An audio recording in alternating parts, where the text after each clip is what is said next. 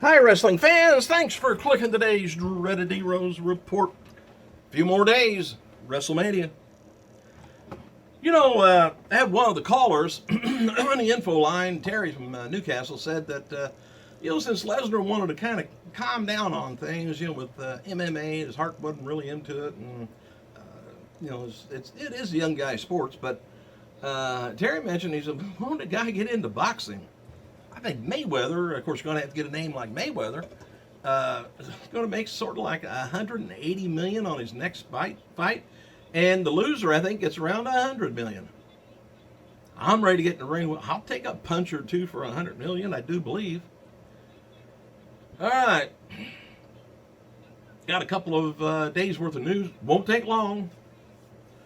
Brock Lesnar, Paul Heyman recently making mention of Undertaker, The Rock, and John Cena in recent promos were apparently done as a potential Lesnar match for WrestleMania 32 in Dallas, Texas. The Rock versus Lesnar has been rumored for next year, but WWE's that's what WWE's first choice is, and could be but just can't get Rock to stop making movies.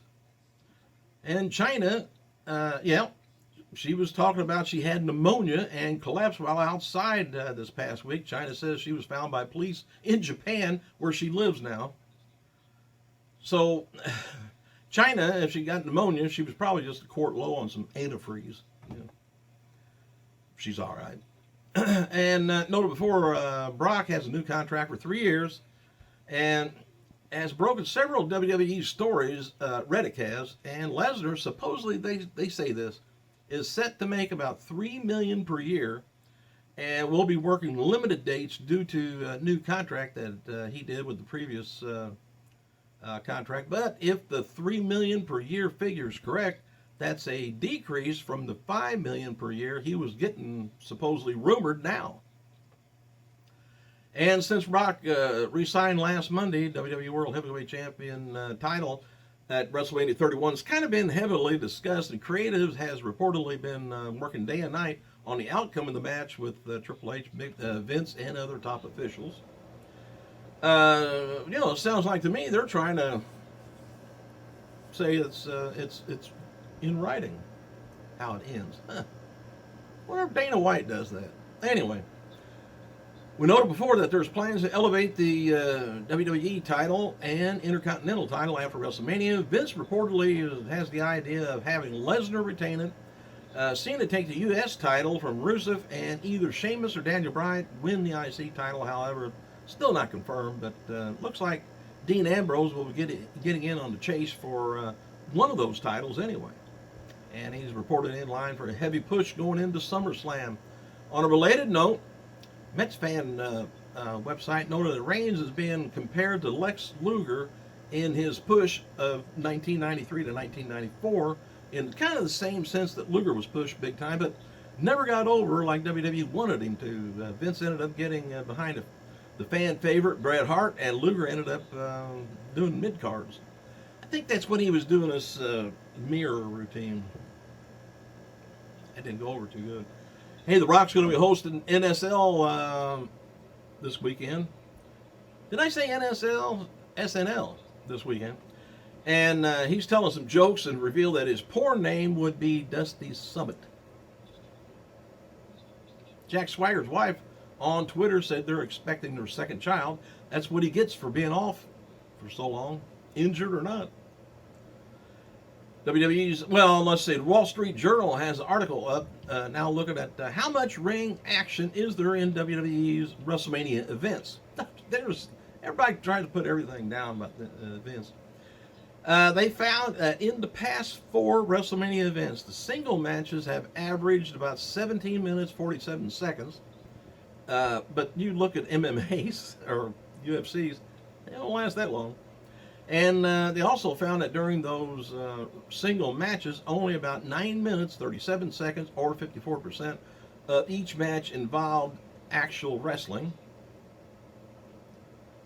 Recent WSJ Studios found that only 11 minutes of action in an NFL game and around 18 minutes of action in a MLB game. So A lot of people don't have nothing to do, and they get paid for it. I don't. Anyway, it's being interesting to see what's going to happen with The Undertaker at WrestleMania 31 on Sunday. WWE has wanted to have his retirement match at WrestleMania 32 in Dallas next year, but will likely depend on whatever creative and Taker comes up with Sunday and Taker's overall health. And speaking of Taker and stuff, and speaking of WrestleMania, I would like to know, I really would like to know, what's going to happen with Sting, not at WrestleMania, but afterwards. Is he just poof, gone? Came in like a lion, poof, gone like a lamb? Is he going to hang around? Is he not going to wrestle anymore, maybe, with WWE? Is he going to be a manager, general manager? Is he just gone from sight? I'd like to know. Let me know. WWE officials are looking to load a WrestleMania 32. They're looking to load it up since they want to fill Cowboys Stadium to break an attendance record. And the idea is that any talent who is a legend and still can perform, besides the retired, Ric Flair, of course, probably will get asked to work the show. Little FYI, Alberto El Patron, or Alberto Del Rio, is asking about $5,000 right now for independent dates, with the idea of keeping amateur promoters away. Alberto also keeps all the money from any meet and greets he does at the show that he's booked on. I think Rey Mysterio at one point, I don't know whether he still is, was asking like $20,000. All right, the next NXT, let's see, in the WWE NXT ring at WrestleMania 31 Access last night, Triple H was joined by Ultimate Warrior.